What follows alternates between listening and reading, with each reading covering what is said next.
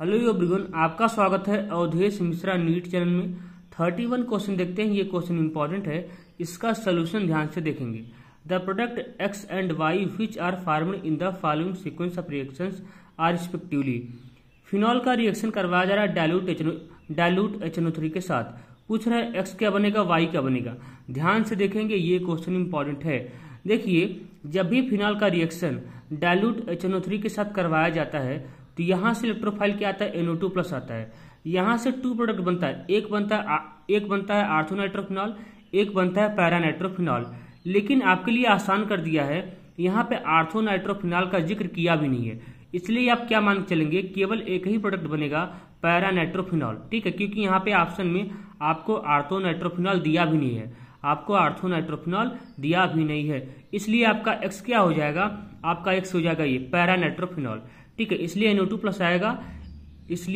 Plus आएगा, इसके para position पे अटैक कर जाएगा। क्योंकि OH क्या होता है, ये प्लसियम लगाता है, ये इलेक्ट्रॉन डेंसिटी को आर्थो और पैरा पोजीशन पे बढ़ाता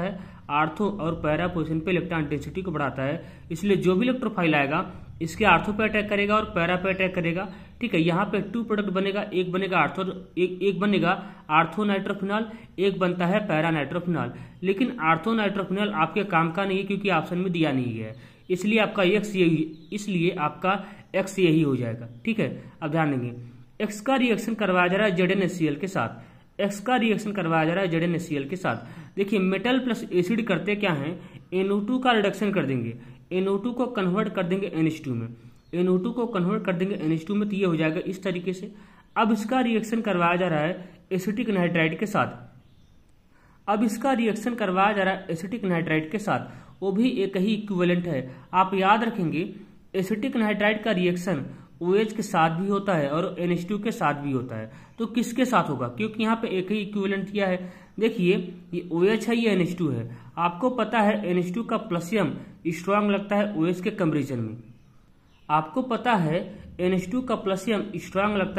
के कंपेरिजन में, इसलिए ये वाला ज्यादा रिएक्टिव होगा। ये अपने लोन पेयर को जल्दी से डोनेट कर देगा। किसको कर देगा, इसको कर देगा। अब ध्यान से देखेंगे, ये ज्यादा रिएक्टिव होगा, ये कम रिएक्टिव होगा, क्योंकि इसका प्लसियम स्ट्रांग लगता है OH के कंपेरिजन में। ये बात आप याद रखेंगे, इसलिए ये वाला ज्यादा रिएक्टिव होगा। अब ध्यान देंगे, ये होता है आपका एसिटिक नाइट्राइड होता है। आप क्या करेंगे, यहां से बांड को ब्रेक करेंगे, यहाँ पे माइनस बनाएंगे, यहाँ पे प्लस बनाएंगे।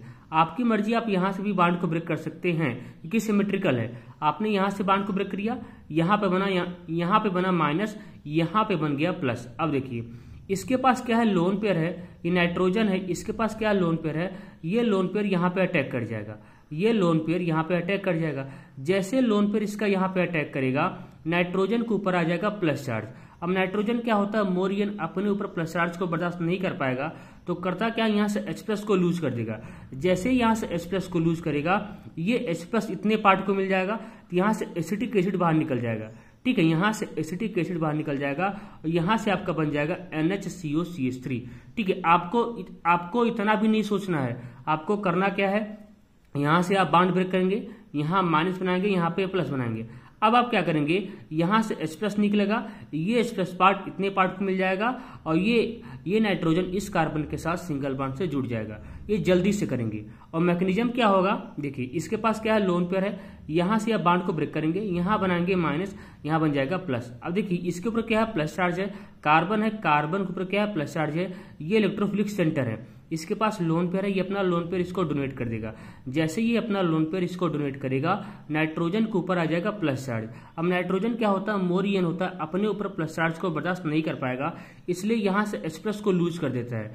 जैसे यहाँ से एक H+ को लूज करेगा, वही H+ इतने पार्ट को मिल जाएगा, तो यहाँ से एसिटिक एसिड बाहर निकल जाएगा और ये हो जाएगा NHCOCH3। तो क्या हो जाएगा, आपका हो जाएगा, इसलिए क्या हो जाएगा, थर्ड ऑप्शन सही हो जाएगा। ये क्वेश्चन इंपॉर्टेंट है, कन्वर्जन का क्वेश्चन बहुत ज्यादा इंपॉर्टेंट होता है, इसलिए आपसे कहता हूं कि ऑर्गेनिक केमिस्ट्री का क्वेश्चन आप खूब लगाएंगे, ऑर्गेनिक का भी, इनऑर्गेनिक का भी और फिजिकल का भी। आप जितना ज्यादा प्रैक्टिस करेंगे, आपको एग्जाम में उतना ज्यादा फायदा मिलेगा। पढ़ने से अच्छा है आप प्रैक्टिस करिए, प्रैक्टिस करिए। ठीक है, पढ़ने से कुछ नहीं होगा, जब तक आप प्रैक्टिस नहीं करोगे तब तक आप जान लीजिए सिलेक्शन से दूर हैं। ठीक है, जितना ज्यादा प्रैक्टिस करेंगे आपको नीट एग्जाम में उतना ज्यादा फायदा मिलेगा। ठीक है, आपको टेस्ट पेपर में भी उतना ज़्यादा फायदा मिलेगा। इसलिए सारा खेल प्रैक्टिस का है, आपको प्रैक्टिस बहुत ज़्यादा करना है। ठीक है, अभी नए नए टाइप के क्वेश्चन को, प्रीवियस ईयर के क्वेश्चन को तो आपको प्रैक्टिस करना ही है, और साथ साथ में आपको नए टाइप के क्वेश्चन को भी, ठीक है, आपको नए टाइप के क्वेश्चन को भी लगाना है, ये बात याद रखनी। ठीक है।